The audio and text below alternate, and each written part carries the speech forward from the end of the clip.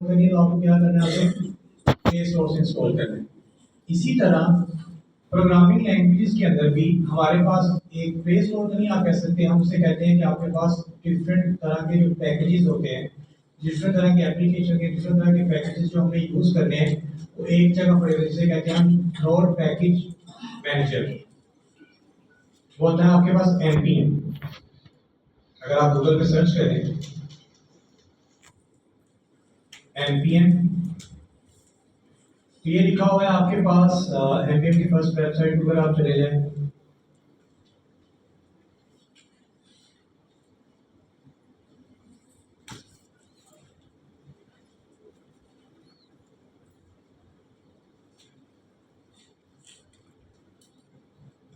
यहाँ पे लिखा हुआ है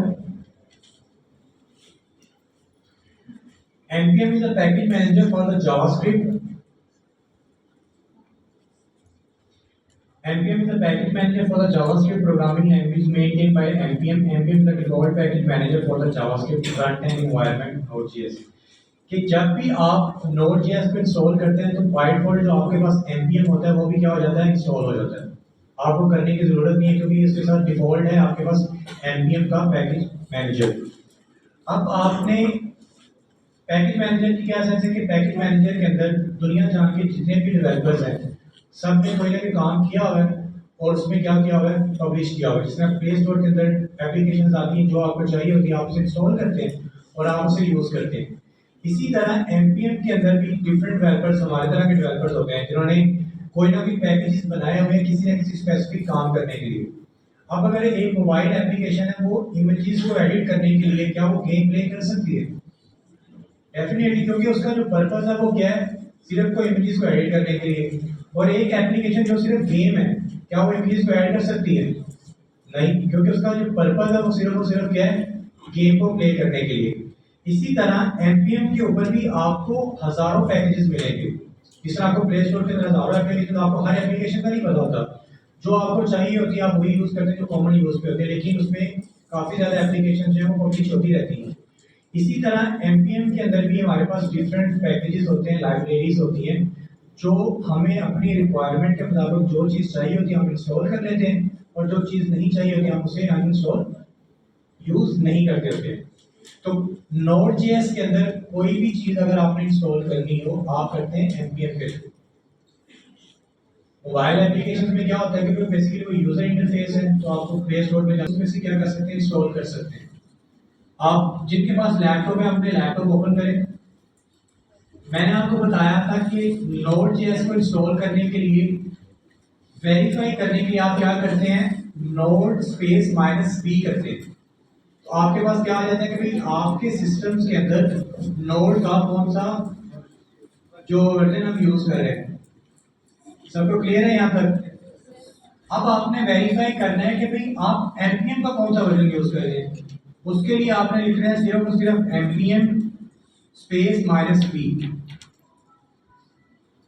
आपका डिफरेंट आएगा, आपका जो पैकेज मैनेजर का वर्जन आएगा वो आपके नोड के मुताबिक आएगा। मेरे पास आ रहा है 10.1.0 2.4, क्योंकि आपने 20.11 समथिंग किया है। तो ये आपका npm का जो पैकेज वर्जन आता है वो आपके नोड के मुताबिक आता है। जो नोड का पैकेज होगा उसी के अकॉर्डिंग इसका npm मैनेजर का पैकेज होगा जी। जब आप नोड को चेंज करेंगे, अगर मैं इसे नोड 20 को 11 पे ले जाता हूँ अभी मेरे पास हो जाएगा। अगर मैं इसे लेके जाना चाहता हूँ, जैसे कि मैं इसे कर देता हूँ npm रिलीज,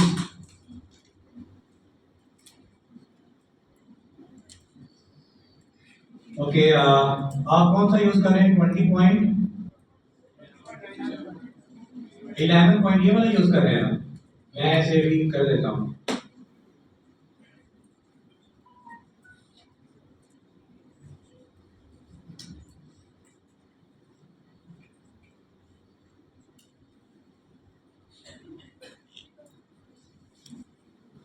ये npm क्या होता है कि डिफरेंट नोड के पैकेजेस को मैनेजर मतलब कि यूज करने के लिए हम यूज करते हैं। आपको इसकी जरूरत नहीं है क्योंकि हम डिफरेंट एप्लीकेशन पे काम करते हैं, उसकी रिक्वायरमेंट होती है कि भाई इसके लिए नोड का जो स्पेसिफिक वर्जन है वो ये होना चाहिए, इसके लिए नोड का ये होना चाहिए। तो मेरे सिस्टम्स के अंदर नोड के काफ़ी ज़्यादा है। मेरे पास V4 भी है, V20 भी है, V10 भी है, V12 भी है, V14 भी है, V20 भी। तो आपके पास एक ही होगा, आपको एक ही की ज़रूरत है। ये क्या कर रहे हैं, मेरे पास उसका npm का जो लेटेस्ट वर्जन है उसे डाउनलोड कर रहे हैं और उसके बाद क्या करेंगे, इसे इंस्टॉल करेंगे। मेरे पास एरर आ रहे हैं, उस चीज़ को हम मेक श्योर करने के लिए। ओके, अब मैं क्लियर करता हूँ। अब मेरे पास नोड का जो वर्जन है वो कौन सा है, 20.11.1। आपका भी यही है, ठीक है। 10.2 एक्चुअली आपने गलत किया, एनपीएम का बता रही है कि नोड का बता रही है। एनपीएम का डिफरेंट है, एनपीएम का 10.2.4 है। सेम है सबका, चलिए मेरा भी सेम हो गया।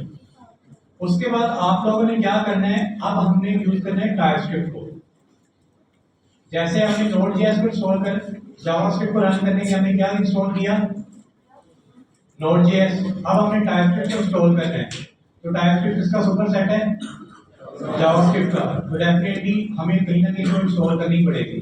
तो हम वो चीज इंस्टॉल करेंगे npm के साथ। npm इंस्टॉल, आप यहाँ पे आई लिख लें, आई स्टैंड्स फॉर इंस्टॉल करने के, अगर आप पूरा कंप्लीट इंस्टॉल लिखने का वो लिख लें। उसके बाद आपने फ्लैग लगाना है -g का। -g क्या होता है बताएगा, ग्लोबली, कि भाई मैं जो चीज इंस्टॉल कर रहा हूँ वो क्या करनी, मैंने ग्लोबली अपने पूरे के पूरे सिस्टम में इंस्टॉल करनी है। भाई मुझे बार बार हर जगह जाके टाइपस्क्रिप्ट इंस्टॉल ना करनी पड़े, मेरे सिस्टम में एक दफे टाइपस्क्रिप्ट इंस्टॉल हो जाए और उसको मैं क्या करूँ, बार बार यूज करूँ। तो आपने npm i -g और उसके बाद आपने क्या लिखना है, टाइप स्क्रिप्ट।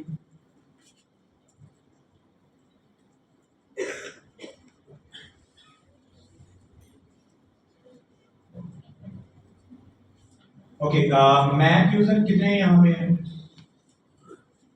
ओके, मैक के लिए कमांड नहीं चलेगी। मैक के लिए आपने कमांड से पहले आपने लिखना है sudo। मैक के लिए आपने लिखना है sudo npm i -g TypeScript.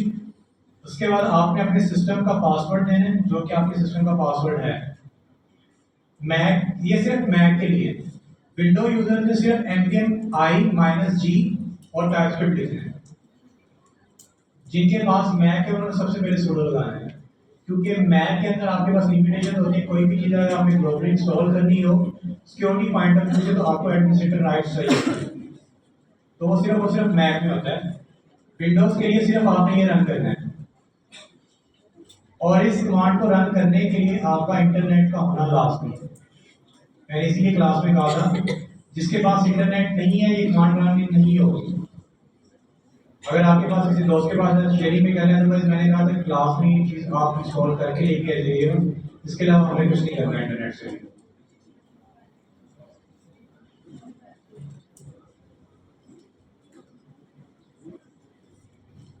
कितने लोगों की कमांड जो है वो इंस्टॉल हो गई है? अब आपने वेरीफाई करना है कि आपके सिस्टम के अंदर टाइपस्क्रिप्ट इंस्टॉल हुआ है कि नहीं हुआ। हमने Node.js को इंस्टॉल किया, हमने उसे वेरीफाई किया, हमने npm को वेरीफाई किया। अब हमने किसको वेरीफाई करना है, टाइपस्क्रिप्ट को। टाइपस्क्रिप्ट को वेरीफाई करने के लिए जो कमांड होती है वो होती है esc स्पेस -v। तो मेरे पास आ रहा है 5.4.2।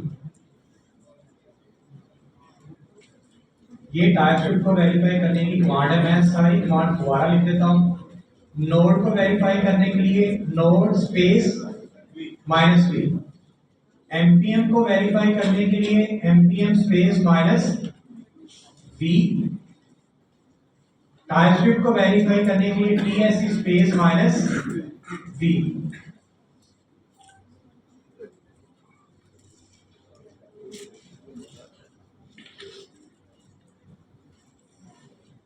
ये चीजें इसको वेरीफाई करने की, मैं इसका स्क्रीनशॉट ग्रुप में शेयर कर दूंगा।